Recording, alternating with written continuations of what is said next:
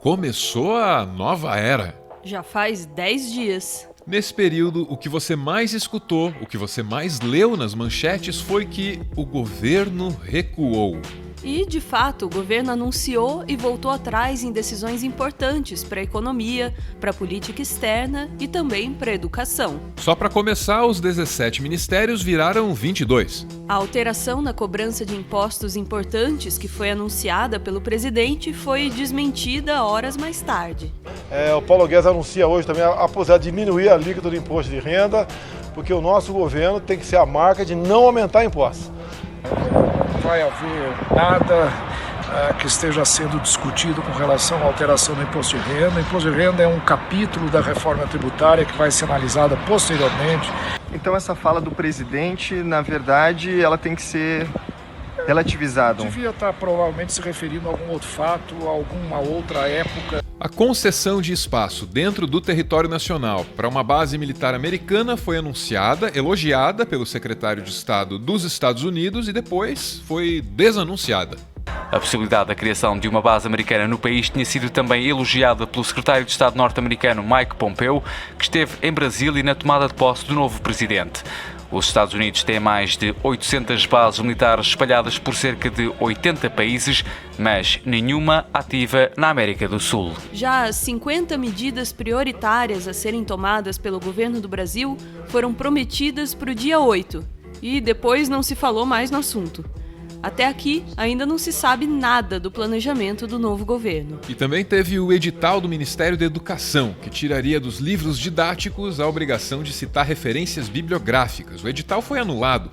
Chegaram a dizer que a ideia vinha do governo anterior, de Michel Temer, mas até isso foi desmentido. O Ministério da Educação anulou um edital que liberava livros didáticos com publicidade e sem fontes bibliográficas nas escolas públicas. O ministro Ricardo Vélez Rodrigues disse em nota que decidiu anular as mudanças por causa de erros detectados no documento que foi, segundo ele, produzido na gestão do ex-presidente Michel Temer. E para completar, teve o desanúncio de que a Caixa Econômica iria aumentar os juros do crédito imobiliário. Em 10 dias, muito foi dito, muito foi desdito, mas muito pouco foi feito. Mas existe uma ideia, existe uma disposição da qual esse governo não recuou, não. Abre a cortina do passado.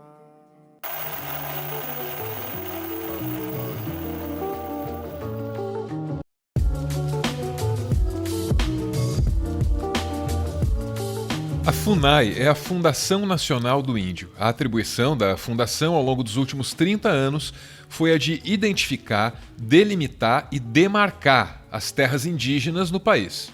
As terras indígenas são aquelas tradicionalmente ocupadas pelos povos indígenas do Brasil.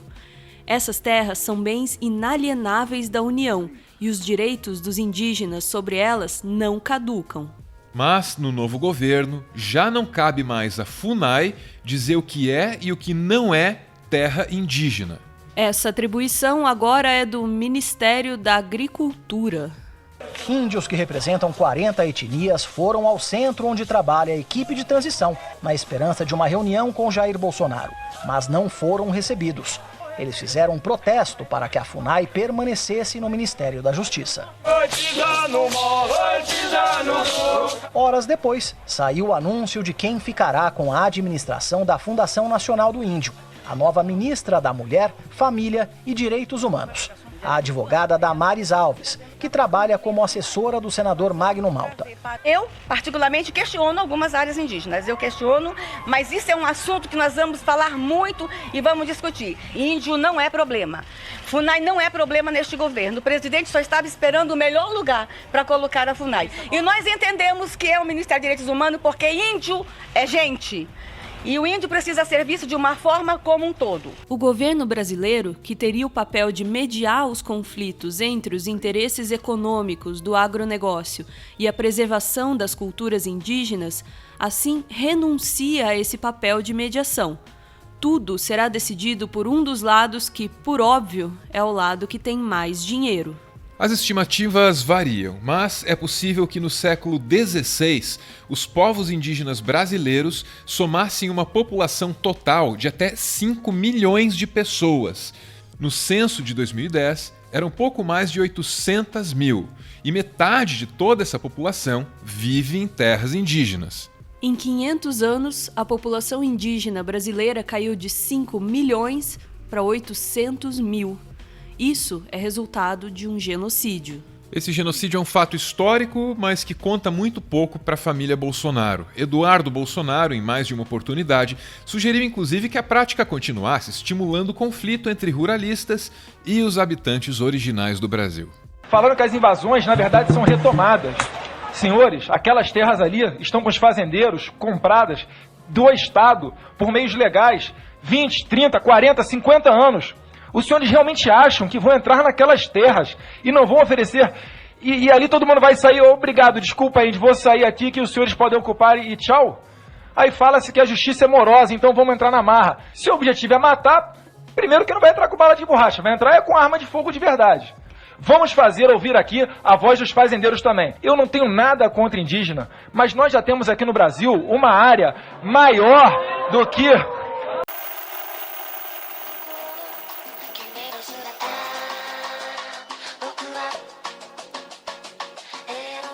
Entre 2004 e 2008, 10 milhões de hectares da Amazônia brasileira foram demarcados como terras indígenas. E isso teve um impacto decisivo na proteção da floresta. Nesse mesmo período, a taxa de desmatamento caiu 37%. A demarcação das terras indígenas está diretamente relacionada com a preservação da floresta. Quase toda a floresta que o Brasil de fato consegue preservar está dentro das terras indígenas. Já a preservação da floresta está relacionada com as condições climáticas. E as condições climáticas estão relacionadas com a disponibilidade de água potável na torneira da sua casa.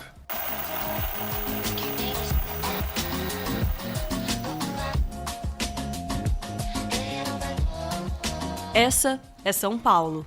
Tem perto de 12 milhões de pessoas morando aqui, e é provável que boa parte delas não perceba que a demarcação das terras indígenas tem tudo a ver com essa cidade. Em 2014, São Paulo começou a enfrentar a maior crise hídrica da sua história.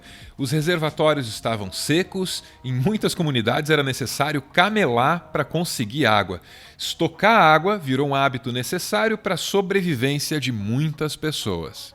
Ao mesmo tempo, as autoridades locais negavam o problema. Muita gente com sede viu o governo local afirmar que o problema estava completamente resolvido. Eu diria que essa questão ela não tem mais risco, né? Mesmo que haja seca.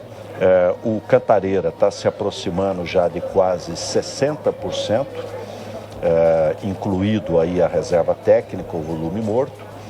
O Alto Tietê mais de 40% também. E os demais sistemas todos de 80% a 90%. E é claro que essa declaração tinha um interesse político por trás dela. Mas, para cada declaração cheia de segundas intenções, havia um alerta científico, bem embasado e livre de qualquer pretensão política. Durante a crise hídrica em São Paulo, uma das vozes mais razoáveis e mais ignoradas era de Antônio Nobre, um cientista do INPE, o Instituto Nacional de Pesquisas Espaciais. Nobre tentou alertar o Brasil sobre a relação entre o desmatamento na Amazônia e a crise hídrica no Sudeste. Então, um típico dia ensolarado na Amazônia, uma árvore grande chega a colocar 1.000 litros de água através da sua transpiração. Se você pegar toda a Amazônia e você somar toda essa água que está sendo transpirada, é o suor da floresta, você chega num número extraordinário, 20 bilhões de toneladas de água. Vocês sabem isso num dia. Vocês sabem quanto é isso?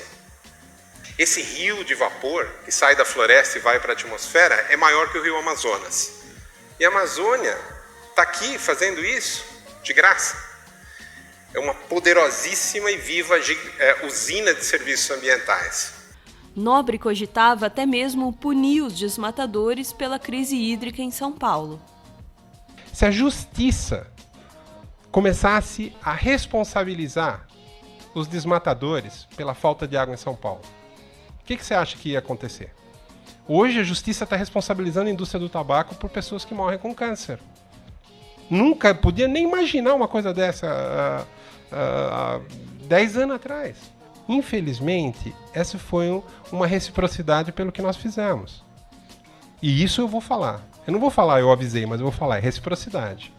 Não quer escutar? Tô pregando no deserto? É literalmente, não é? Tudo bem, então arque com as consequências. Você sabe qual é o meu maior aliado?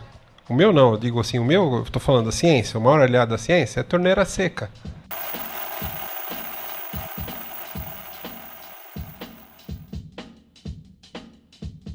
Existe uma relação muito prática entre a demarcação das terras indígenas e a preservação das florestas. E existe uma relação científica entre a preservação das florestas e a disponibilidade de água nas grandes cidades brasileiras. Só que a relação científica conta muito pouco hoje. O Brasil tem um governo que não acredita na ciência de alguém como o Antônio Nobre. Na ótica oficial, as mudanças climáticas não existem. As terras indígenas são um entrave para o desenvolvimento. Bolsonaro é responsável agora por recursos ambientais importantes para o futuro da humanidade. Mas o futuro não é exatamente a prioridade. Queremos preservar o índio e explorar de forma racional o que tem lá dentro.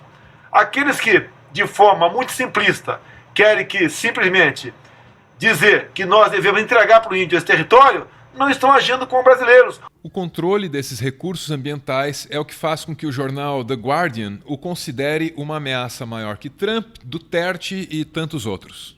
O mundo precisa entender o que o Brasil se tornou antes que seja tarde demais. Bolsonaro prometeu transformar as terras indígenas em propriedades privadas, de onde a mineração e o agronegócio possam arrancar lucros. O objetivo é disponibilizar áreas florestais para especulação capitalista, gado, soja, mineração e grandes projetos de construção. A maneira como o novo governo se dedicará às questões ambientais está norteada pela ideia de que mudanças climáticas são teoria conspiratória. Essa é a visão do guru do novo governo, Olavo de Carvalho. Para esse homem, as mudanças climáticas não são nada além de uma parte de um plano comunista de dominação global. Apareceram os climatologistas ligados a esse negócio do aquecimento global, que esse é outro truque para criar o governo global, e disseram, por que nós vamos fazer? Porque é o seguinte, o fato é que a temperatura terrestre ficou estável nos últimos 10 anos, o que nós vamos fazer? E estavam lá desesperados, né? E aí um hacker descobriu uma troca de e-mails entre cientistas ligados a esse negócio de aquecimento global, um tramando com o outro, como é que nós vamos enganar a população? Vira aí, seleciona os dados que vai ter que esconder. É tudo assim. Aposto que na mídia brasileira não saiu uma linha sobre isso aí, que é o escândalo dos escândalos. Olavo de Carvalho, o filósofo que não hesita em opinar sobre tudo. Mudanças climáticas, política, cultura e até medicina. Medicina? É, medicina. Por exemplo, ele ensina aí que gato cura dor de cabeça. O quê? É isso aí, observar um gato do jeito certo cura dor de cabeça. Para o novo governo do Brasil, isso é ciência. Mudanças climáticas são bobagem. Eu tô tão desesperado que eu acho que eu vou ali observar um gato.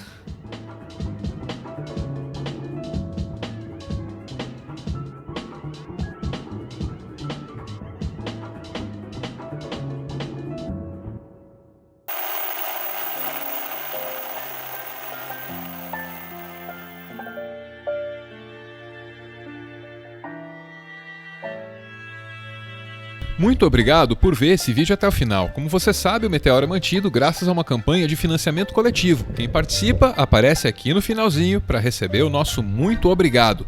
Muito obrigado, Sheila! Muito obrigado, Edna. Em frente, Edna. E muito obrigado, Michele, que aparece aqui nesse registro maravilhoso dessa família linda. Estão aí os filhos Ícaro e Liz.